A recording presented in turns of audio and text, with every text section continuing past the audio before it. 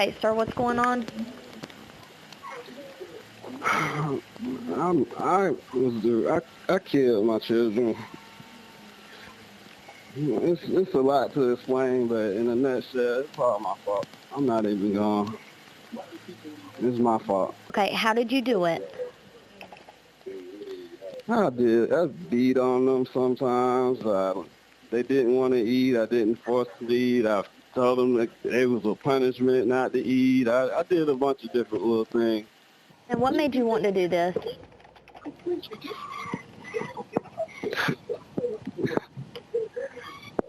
It's really not. It wasn't up to me. Like I had God just influenced me. Like that's it. It wasn't me because I got nervous and I didn't do it when I was supposed to. And I was being a coward. When deputies pulled up to the quiet street in Zebulon, North Carolina, the kind of neighborhood where children ride bikes and doors stay unlocked long after dark, they didn't expect what they found behind one unassuming garage door.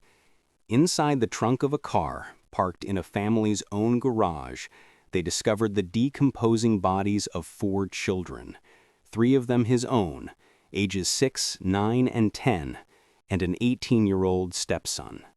The man who led them there was their father, Wellington Delano Dickens III. Welcome to True Crime 911. Before we begin, I notice that 75% of you watching right now aren't subscribed. If stories like this make your stomach drop, if they make you lock your doors just a little tighter at night, subscribe. Because the truth is, cases like this don't just happen in distant headlines. They happen in neighborhoods just like yours. And if you're not subscribed, ask yourself why. Why ignore the very stories that could teach you how to stay alive? How does a father go from bedtime stories to hiding his children in a trunk? Zebulon, North Carolina, the kind of place where evil feels impossible. Picture a quiet town just 25 minutes east of Raleigh, tucked away in the eastern edge of Wake County. Tree-lined streets, local cafes, small businesses dotting Main Street, a setting that invites comfort, familiarity, trust. According to the town of Zebulon's website, this community is known for its small-town vibes and friendly atmosphere. Founded in 1907, Zebulon grew from the coming of the railroad and has retained a kind of slow-moving rhythm even as growth crept in. Today it boasts 6 parks, historic buildings, and a downtown in renewal. In this ordinary world, where kids play in front yards, neighbors nod on the street, and the local baseball team bleachers echo with summer cheers, the stage is set for what many would never suspect, a place where suspicion is rare, a place where the community trusts, a place where the unthinkable can emerge behind the door. He lived in a modest house just off Springtooth Drive in Zebulon, North Carolina, a neighborhood of trimmed lawns, late-afternoon children's laughter, and cars parked in driveways under soft streetlights. His name was Wellington Delano Dickens III, age 38, a man who, by all accounts from the outside, looked like your average dad. Neighbors remember him as steady, calm, and quiet. He didn't race to the front door when the mail arrived. He didn't host big barbecues or invite the neighborhood in. But he did show up every morning, walk out to his car, go to work, and return each evening. He was described as hard-working. He kept to himself, said one neighbor, but he loved those kids. Another added, he was always taking care of his family, looked like they had what they needed. Dickens had been married to Stephanie Ray Jones Dickens. She died in April 2024. Court records show that after her death, the house that once echoed with children's footsteps began to grow quieter. He had 5 children living with him in that home. Local law enforcement reports note that all 5 children were homeschooled. No alerts were raised publicly, no missing persons flyers shouting their names. In the eyes of many, Dickens was the devoted father, providing, protecting, just quietly doing his job. And in that very normal-looking world, the scene was set. A facade of routine. A father who looked like any other in a quiet subdivision. But behind that appearance, something was concealed. His wife, Stephanie Ray Jones Dickens, died on April 21, 2024, in their home in Zebulon, North Carolina. The obituary said she was 3 months pregnant. The cause, complications from a miscarriage and excessive bleeding. Doctors ruled it natural. In the months that followed, those who lived nearby say something changed. The house on Springtooth Drive, the home of Wellington Delano Dickens III and his family, grew quieter. The curtains stayed drawn. The children rarely emerged. "I walked by that house almost every day," a neighbor recounted. "I just didn't see the kids. They weren't outside like they used to be." Neighbors say Dickens, once outwardly so steady and dutiful, became increasingly withdrawn. Food deliveries started piling up. Yard work, once regularly done, lingered undone. The ordinary rhythms of fatherhood were replaced by silence. And behind closed doors, no one was watching. You never really know what goes on behind closed doors, not even in homes that look perfectly normal. If that thought chills you even a little, hit subscribe right now. Because every week on True Crime 911, we peel back those doors, not for shock value, but to remind you how fragile safety really is. And if you still won't subscribe, tell me why in the comments. What are you afraid of seeing? By early summer, something more alarming emerged. The children hadn't been seen for weeks. One parent driving by their street noticed the swing in the yard gathering mildew, garden hose coiled and dry, mail piling up. No laughter, no playtime footsteps. Just a house in which the ordinary world had given way to something unthinkable. And the question loomed, how much longer could it go unnoticed? From May through September 2025, a series of disappearances unfolded inside a home in Zebulon, North Carolina, where none of the regular alarms of tragedy were ever sounded, until it was far too late. In May, investigators believe lled Dickens, age 6, was killed. In August, Zoe Dickens is believed to have died. Then, in either late August or early September, the 10-year-old Wellington Dickens Jr. is believed to have been killed. Finally, in September, his stepson, Sean Brassfield, age 18, was killed. What is chilling, each of these deaths is believed to have happened weeks or even months apart, according to the Johnston County Sheriff's Office. And all the while, the children's absence went largely unremarked. The home was in a subdivision where kids typically played outside. In this case, however, there were no swings squeaking, no bikes propped on driveways, no laughter leaking into the evening air. Neighbors say they simply stopped seeing the children. Missing posters? None appeared. School notifications? None triggered since the children were homeschooled. Late summer faded into fall, and no one raised the alarm until a confession cracked the silence. Hey, sir, what's going on? I killed my children. It's a lot to explain, but in a nutshell, it's all my fault. I'm not even going. It's my fault. Okay, how did you do it? I beat on them sometimes. They didn't want to eat. I didn't force them to eat. I told them that it was a punishment not to eat. I did a bunch of different little things. And what made you want to do this? It's really not, it wasn't up to me. Like, I had God just influenced me. Like, that's it. It wasn't me because I got nervous and I didn't do it when I was supposed to. And I was being a coward. The timeline shows us a death-by-death unraveling that the community didn't detect. A string of disappearances hidden not in the shadows outside, but inside the walls of a home. And when deputies arrived in October, what they found was the product of a months-long tragedy that no one saw unfolding. After his wife's death in April 2024, Wellington Dickens began to pull away from the world. Court and news records show his family home sat on Springtooth Drive in Zebulon, North Carolina. In a neighborhood built with promise, quiet streets, young families, tidy lawns. But residents began noticing something strange. The children seldom emerged from the house. One neighbor told reporters, "I never saw a child outside playing.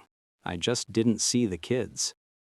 Dickens told friends and relatives the children were staying with relatives, that schooling was being handled at home, that everything was under control. In reality, deputies later said the children were homeschooled and the family was very secluded. Neighbors recall that at one point, a strong odor of decay was reported from the home. "My son smelled something very, very strong coming from the house," one neighbor said. The silence from the house drew no immediate alarm, no missing persons reports, no public calls for help. The children simply vanished from sight, while the father maintained the day-to-day facade. The cover-up was not built on speed or cleverness. It was built on isolation. Because when no one is looking in, the worst tragedies can happen behind closed doors. And as one neighbor stated, "The silence was louder than any scream." On the evening of October 27, 2025, at approximately 10:09 p.m., the Johnston County Sheriff's Office received a call from a man who identified himself as Wellington Delano Dickens III. His voice was calm, almost resigned, as he told the dispatcher, "I killed my children. They're in the trunk of my car, in the garage." The dispatcher pressed for details. Dickens spoke slowly. "It's all my fault. I was on mushrooms. I did coke. It started with me over-disciplining. God just informed me it wasn't up to me." Within minutes, deputies arrived at the house on Springtooth Drive, the same quiet street where the neighbors had begun to whisper about the absence of children. They walked into the garage, where a dark sedan sat, a locked trunk concealing what would become the most harrowing discovery of the case. Officers rushed to the garage. The truth was waiting behind a locked trunk. Inside that trunk, they found multiple human remains of 4 children, 3 biological children, aged 6, 9, and 10, and an 18-year-old stepson. A 3-year-old survived inside the home. The call shattered the illusion of normal in that quiet neighborhood. The father's confession marked the moment when hidden tragedy broke into the open. And as the sirens faded, one question echoed: how many signs were there that no one acted on? When deputies arrived that night, the air inside the house felt heavy, still, stale, and suffocating. The front door was unlocked. The lights were dim. Toys sat untouched in the corner of the living room, as if frozen in time. Officers from the Johnston County Sheriff's Office entered cautiously, unsure what they were about to uncover. According to Sheriff Steve Bizzle, Wellington Dickens was cooperative, almost eerily calm, when he met them at the door. He pointed toward the garage and said only, "They're in there." Inside, the smell confirmed their worst fears. Detectives approached a dark sedan, its trunk sealed tight. They pried it open and found the remains of 4 children, later identified as Leah Dickens, 12, Zoe Dickens, 10, Sean Dickens, 9, John Paul Dickens, his stepson, 18. Each child's body had been carefully wrapped and placed inside. Investigators say the deaths likely occurred months apart. But, amid the horror, officers found a flicker of life. In the back bedroom, huddled beneath the blanket and dazed from hunger, was a 3-year-old child, the only survivor. Deputies carried the toddler out of the house and into the night air, where flashing red and blue lights painted the street in surreal colors. Neighbors who watched said the moment broke them.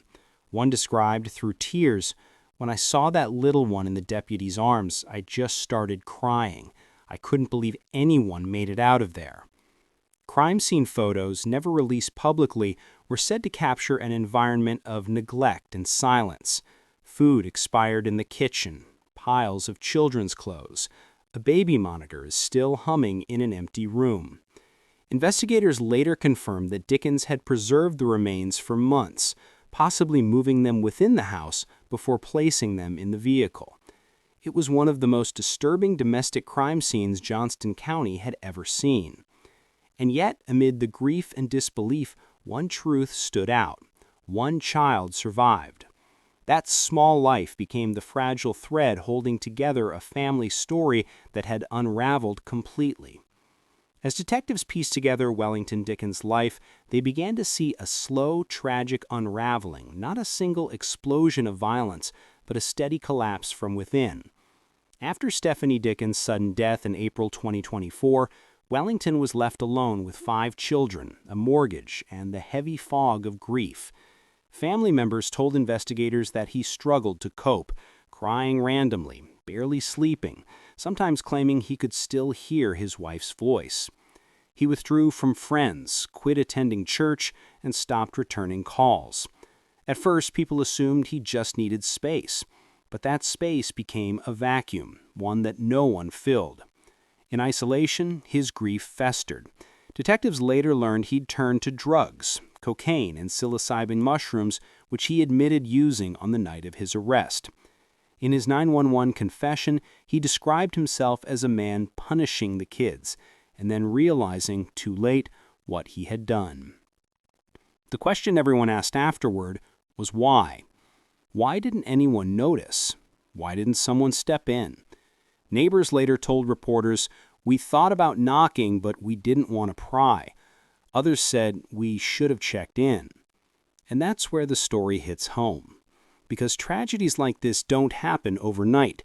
They build in silence, behind doors that look ordinary from the outside. It's a reminder of how easily a parent's pain can turn inward, then outward, when no one is watching. Every time we ignore the quiet ones, we risk missing the next tragedy. So if you believe awareness can save lives, subscribe. Not for me, for them. And if you still scroll past without subscribing, write in the comments why. I want to hear it. What keeps you from joining a community that faces the truth head on? For the people of Zebulon, guilt now lingers like a fog, heavy, inescapable. They drive past that small white house and wonder if they could have changed something. And maybe that's the hardest part of all. The realization that evil didn't just happen there. It was overlooked right here in plain sight. When investigators searched the home after Wellington Dickens' arrest, they found several notebooks tucked away in the master bedroom, spiral-bound journals filled with erratic handwriting. Inside were fragments of thoughts, grief, guilt, and delusion all tangled together. He wrote about missing his wife, about hearing her voice in his dreams, about cleansing the children of pain. Detectives described the pages as a descent into madness. In one entry, Wellington wrote, "Stephanie is still here. She tells me they're suffering. She says it's time to bring them to peace." In another, dated months later, "They're safer with me. The world is cruel. I won't let it hurt them, too." To some, it read like a father trying to make sense of grief. To others, it was a chilling blueprint, a man rationalizing the unthinkable. The words "they're safer with me" became a haunting refrain, repeated several times across the pages. Each time, the writing grew less coherent, the spelling fractured, the sentences shorter, more desperate. By late September 2025, his entries stopped altogether. No closure, no final note of remorse, just silence. He wrote, "They're safer with me," a father's twisted attempt at protection, a tragic echo of love turned inside out. But even in the darkest stories, light has a way of surviving. When deputies entered that house on October 27th, they didn't just find tragedy, they found life.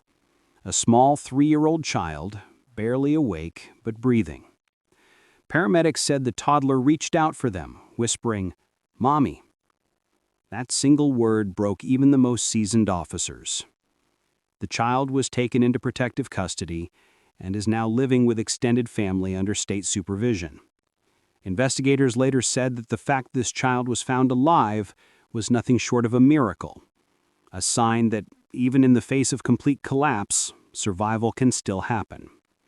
As one deputy told reporters, "That baby gave us a reason to breathe that night." That child will grow up with the truth, and maybe the strength to break the cycle. 4 children silenced, 1 spared, and a town haunted forever. In the weeks that followed, Zebulon became a town wrapped in grief. At the community park, hundreds gathered with candles and stuffed animals. Photos of Leah, Zoe, Sean, and John Paul lined the tables, surrounded by flowers, tears, and whispered apologies. People who had once been strangers now stood shoulder to shoulder, asking the same question: how did we miss it? Local churches held prayer vigils, teachers cried in the hallways, and the neighborhood that once felt safe now carried a different kind of silence, the silence that follows realization. Reporters described the memorials as part mourning, part confession. Every flickering candle seemed to whisper a single truth: we should have seen the signs. And as the lights fade, the voiceover lingers. How many signs do we overlook before a tragedy unfolds next door? If you've ever thought that could never happen where I live, think again. Evil hides in plain sight, in homes that look just like yours, on streets that feel perfectly safe. I pour days, sometimes weeks, into researching these stories, not to scare you, but to prepare you. Because the truth is, awareness might be the only thing standing between you and the next tragedy.